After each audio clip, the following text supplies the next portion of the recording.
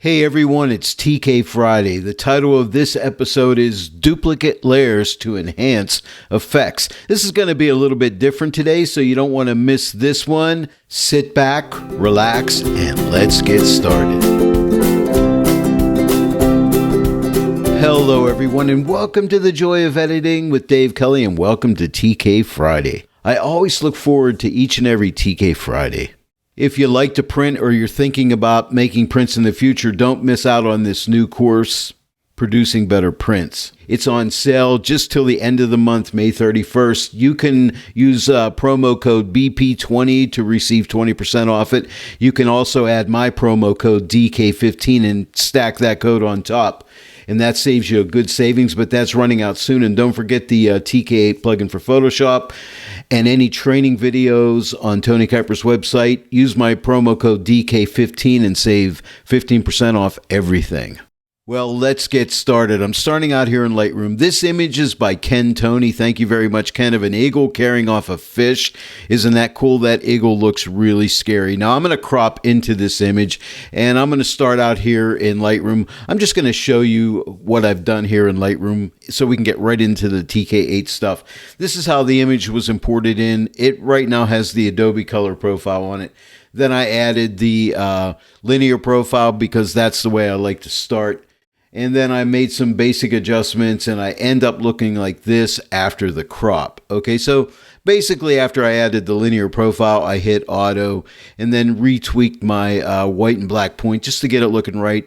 And then I went right in here to tone curve. It's my second step and I just adjusted my highlights, lights, darks, and shadows, got that set up. And then I went down into lens corrections and made sure I had remove chromatic aberrations checked and enable profile corrections checked on. And as far as detail, I'm just using the basic sharpening. I'm adding no noise reduction, but I am using the default color noise reduction because then when I'm in Photoshop, I ran it into TOPAZ Denoise AI because that's my workflow. I mean, you can denoise in here, or you can use TOPAZ Denoise AI, whichever you prefer. But I really like TOPAZ Denoise AI, by the way. And then I just went back up here to basic and just, I think I played with the temperature and tint just a little bit just to get it to look the way I liked it. And the last thing I did was went into HSL and I just eased off the green in the water just a little bit. And the little bit of blue that was cast in the water here. I used the targeted adjustment tool and just went in and found the green tones and made some adjustments and then the blue tones as well. And that's all I did right there. And then I took the image into Photoshop.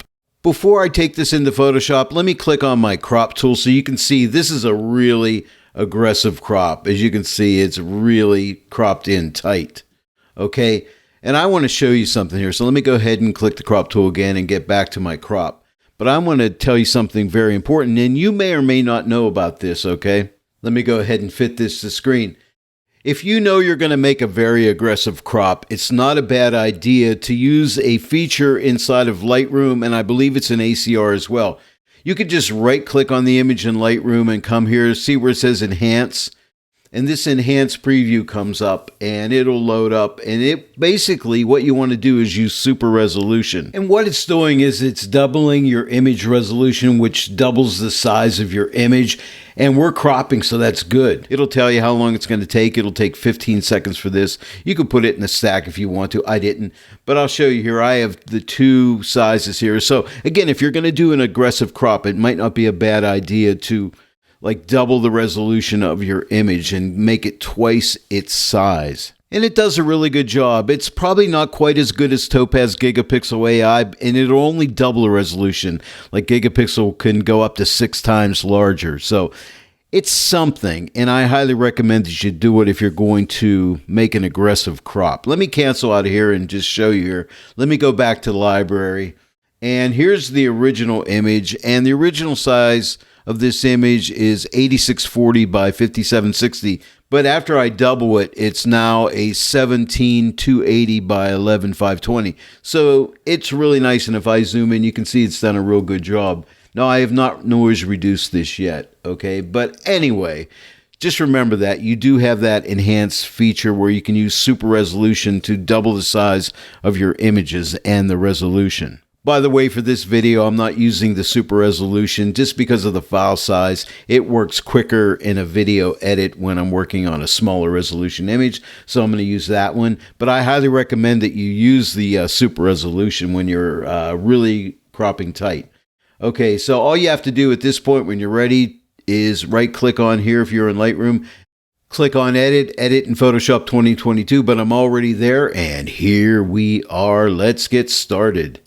Now, to save time, you'll notice I have a TOPAZ denoise layer here. I just duplicated the background layer. I sent it into denoise and denoised it. Let me zoom in so you can see here. I'll zoom way in. Here is before noise reduction. You can see the noise, and here is after.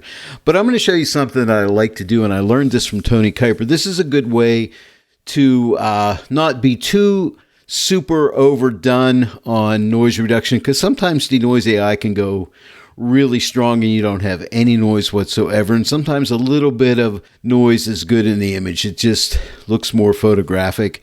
So what I like to do is come up here. I'll just show you. Let's go into layer mask mode, and what we're going to do is I like to put a darks mask on here, like a darks 1. We'll try darks 1. Now, I don't really use a darks 1, but you can see there's still some noise in there. Can you see that? Let me zoom in so you can really see it here. Can you still see the noise in there?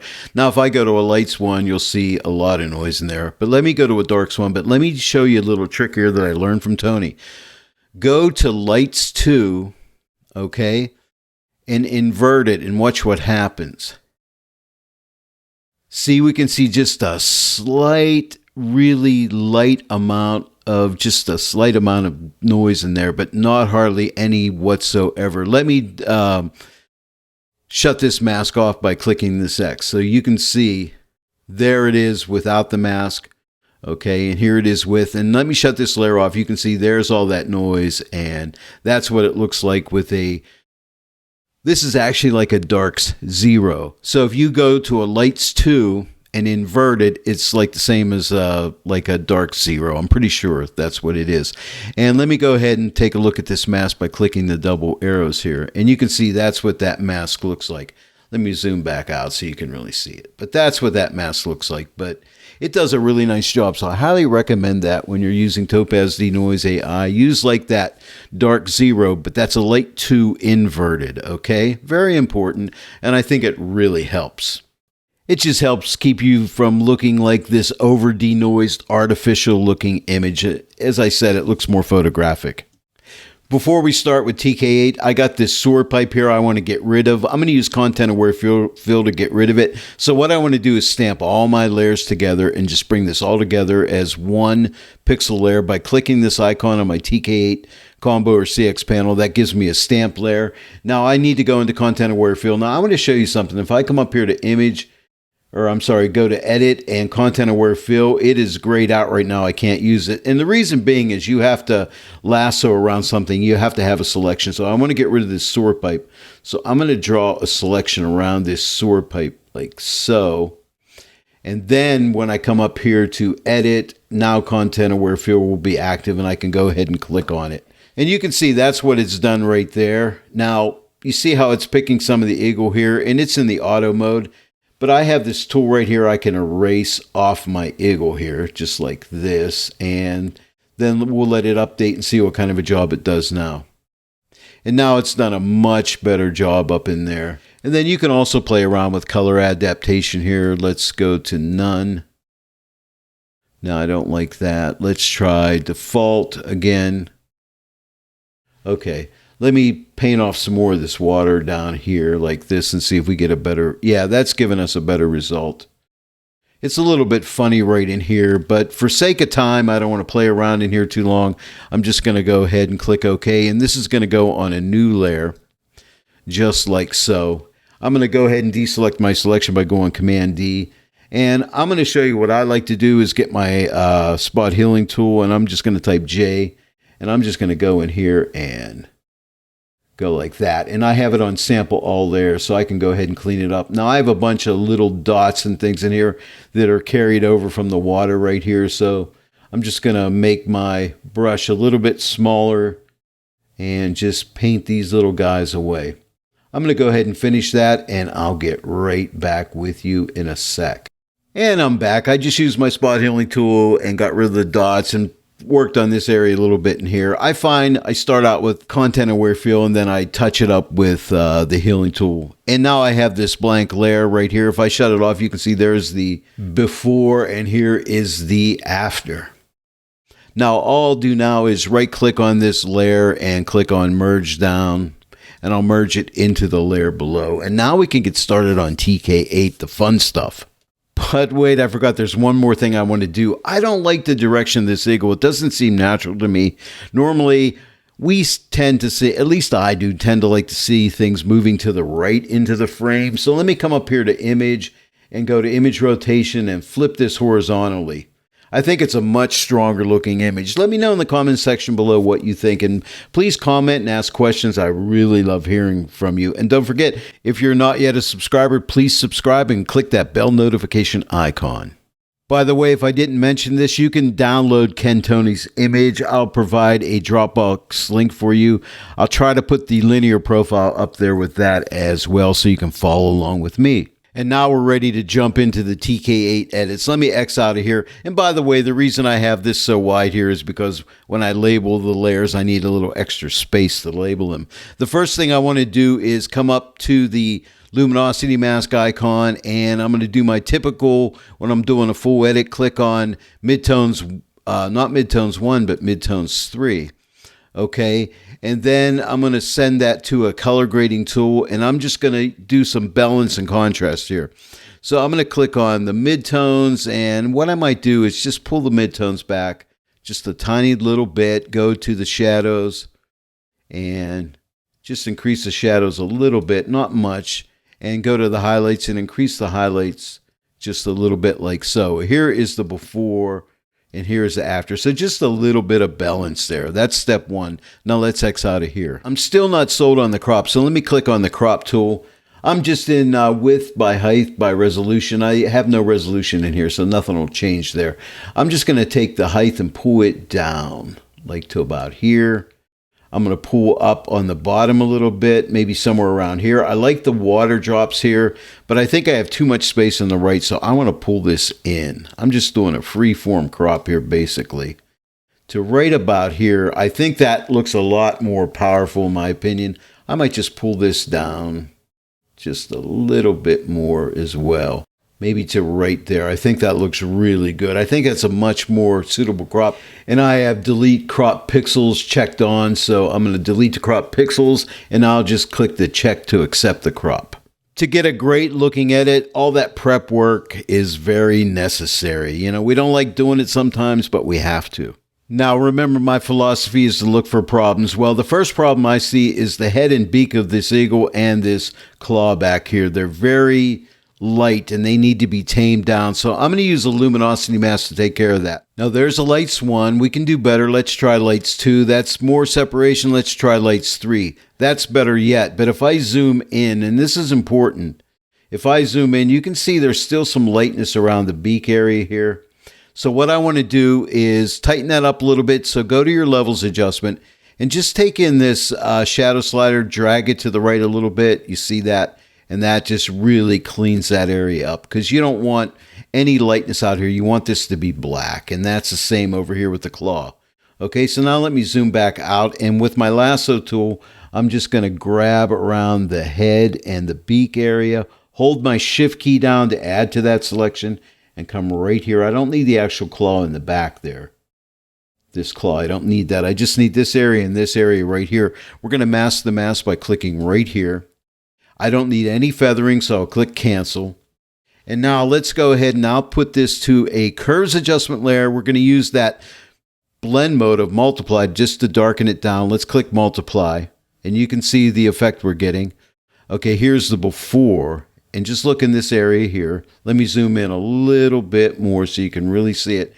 Here's the before and here's the after. So you can see it's helping it. Now remember, the name of this tutorial is Duplicate Layers to Enhance Effects. So let's duplicate this.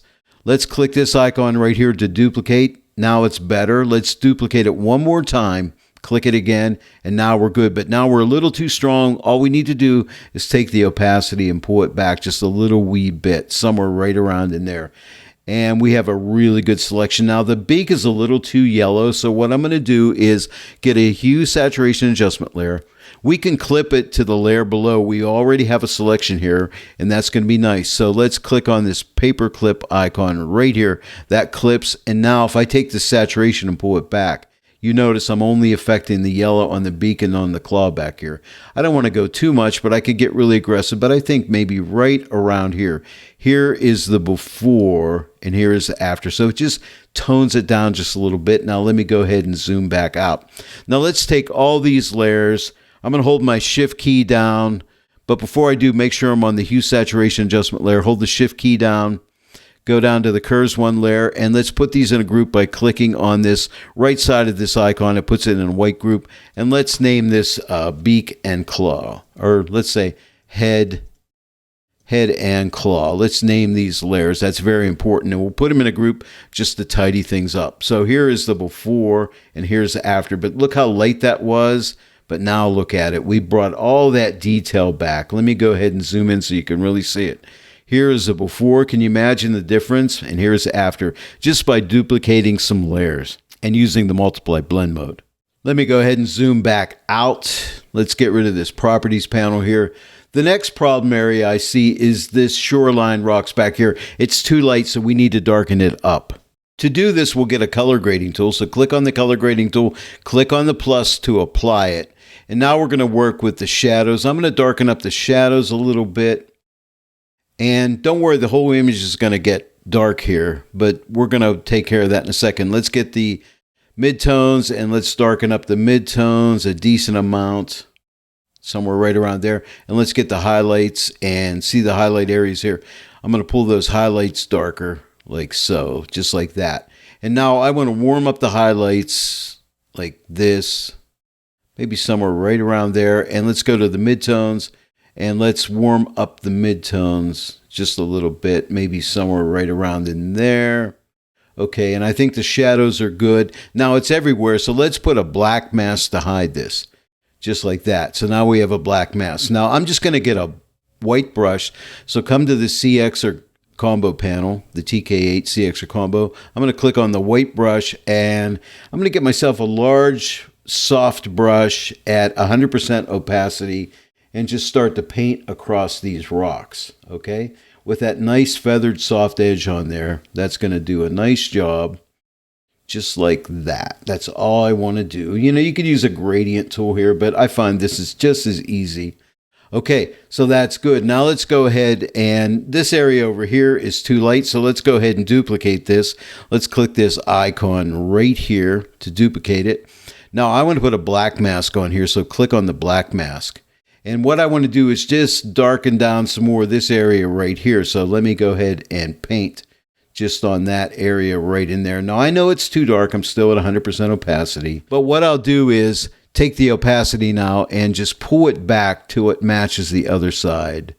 Maybe something like that right there. Now I'm not done yet. I think the saturation is too strong now that I've darkened it. So what I'll do is add a hue saturation adjustment layer. So let's click on this. And what I want to do is just take down the saturation. And I'm just looking at the rocks up here. So let's take the saturation down. Maybe somewhere right around there. Now let's put a black mask on here to hide this. Let me hide my properties. And with my large brush again at 100% opacity, white brush, let's just paint off that saturation. I'm just doing this quick and easy, only on these rocks up here. That's all I'm doing, just like so. Now here is the before and here's the after. And if you need a little more saturation, just open up your hue saturation and just drag this to right a little bit. But I think right about there looks pretty natural. So here is the before and here's the after. Now let's put all these in a group. I'm on the hue saturation layer. Hold the shift key down and click on the color grading layer. Click on the right side of the group icon. Put it in a white group and let's name this, how about Darken Rocks? I had this a little bit wider here because some of my names were longer, but I'm going to go ahead and pull this in a little bit in case you're wondering, Dave, why do you have that so wide? That's why, because of my original edit, I had that a lot wider because of the names of the layers.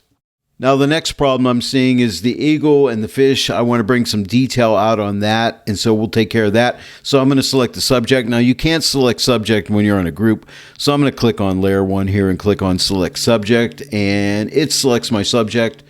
I'm going to go ahead and refine it by clicking the S and M button right here, and we'll refine it. You can see my overlay on here, and I'm just going to get this tool right here, and we can clean it up by clicking in areas like here or painting in areas like this, and we can clean these little areas up. It doesn't have to be perfect. Like I'll paint down in here and in here, down in here, over here, and I can pull back my opacity and see what is actual parts of the fish. Okay, like this area right here and this area right here. And everything looks pretty good. Right here is messed up a little bit. And again, it doesn't have to be perfect right here. I can paint down on here, see if it picks this up. Okay, and it does. See if I can get these little areas in here. Yeah, that looks pretty good. And honestly, that's good enough because I'm only interested in the eagle itself. And if it's stubborn, you can get this tool here, and I'm holding the Option or Alt key down to paint out this area right here, and it turns pink because it's actually painted out in this. And just like that, but sometimes you have to take your time, and I'm just going to paint this little area in right here. And that's good enough, but take your time and get it 100% perfect if you want, but that's honestly going to be good enough. I'm going to send this out as a selection and click OK. And now I want to save it, so let's click right here on the CX or combo panel, and let's call this eagle and fish, because we're going to need that here in a second. And click OK, and now it's going to live down in your channels down here. Make that a little larger. You can see it right there. Now I'm going to go ahead and deselect this. And now let's make a clarity adjustment. I'm going to come to the CX panel, click on the TK actions, click on clarity, and find the proper amount of clarity. And through experimentation, I found like 23 pixels. 23.3 actually was perfect, so I clicked OK. Now that's applying clarity everywhere, which is not what I want. Let me go ahead and zoom in a little bit here. But what I want to do, so we can really see the bird. So what I want to do is come up to my channels, click on eagle and fish, and there's my eagle and fish, and just apply that to the layer, to that clarity layer. And now let's take a look. Here is the before, and here's the after. Now let's double that up by clicking this icon here. We'll make it twice as strong. Here's the before, and here's the after. I'm going to put these two in a group, these two clarities. So clarity copy is selected. I'm going to hold the shift key down and click on clarity, put that in a white group. Okay, and now I just feel that the light areas are a little bit too strong. Here's the before, and here's the after. I want to tame these light areas down. I'm going to do the same thing I did on that TOPAZ denoise layer, and let's go into layer mask mode right here. Let's try a darks one first. So here's a darks one. Now that takes a lot of that lightening effect off, because remember, darks one is it does encroach into the light areas a little bit. But if I go to dark 0, it'll encroach more into the light areas. Okay, but that's taking a little too much of the detail off. So if I click the X here, you can see there's the without the mask, and here it is with the mask. It's a little too aggressive. So let's try a dark 0. And remember, to get that, we want to get a lights 2 and invert it. And yeah, that looks good. Now let me click the X. Here it is without the mask. The dark 0, this is without dark 0, and this is with. It just tones it down a bit. Now here's the overall detail. Here's before, and here's after, and that is beautiful. Now we can move on. Let's X out of the layer mask mode. Let me go ahead and fit this to the screen, click this icon here, and let me hit the -1 time. Okay, so what I want to do next is darken the water, but I don't want to affect the water drops. Let me show you how I do this. Let's click on the Luminosity Mask icon. I'm going to try light. There's lights 1. It's not separating the water to that well. So let's go to a lights 2. We want a lot of separation in that water. Here's lights 3. and here is Lights 4. Now Lights 4 does a really nice job, and what I want to do is click on this levels adjustment here and just bring this shadow slider a little bit to the right just to make sure I have that area nice and black. And I can even take the highlight slider and drag it a little bit to the left to lighten up the lighter areas, just a little bit. And that's all I really want to do there. Now I want to get a lasso tool and just lasso around all these water drops. I'm going to get some of the fish here too. It doesn't really matter. Not the fish, but the eagle. It's carrying a fish, okay? Just drag around and get all this area like this, because I'll be adding this to the selection a little bit here. I want to save this out as a channel. So let's click on save here and let's call this water drops and click OK. And now you'll notice it's going to be saved down here. All right. And now we can go ahead and just X out of here. And let's go ahead and deselect this. Now let's make a mask to darken the water. So let's come up here to my channels and grab the eagle and the fish, get the mask calculator, click add. And now we're going to go back and go to my channels again. This time we're going to add the water drops and click equals. So now we have the water drops added to the eagle and fish. And now we need to invert this because remember, we want to select the water. So we're going to go ahead and click invert. And now we got exactly what we need. Let's output this simply to a curves adjustment layer. Let's put it in the multiply blend mode to darken. Let's take our opacity and pull it back. I'm going to go back to around, somewhere around here, 50%, 45, 46%. Let's get out of this properties panel. Here's the before and here's the after, but you notice how it's protected my water. Now it's made this area back here a little bit too dark. So all I need to do here is, let's put this in a group. Let's click this, right side of the group, puts a white mask on there. I'm just going to get a black brush.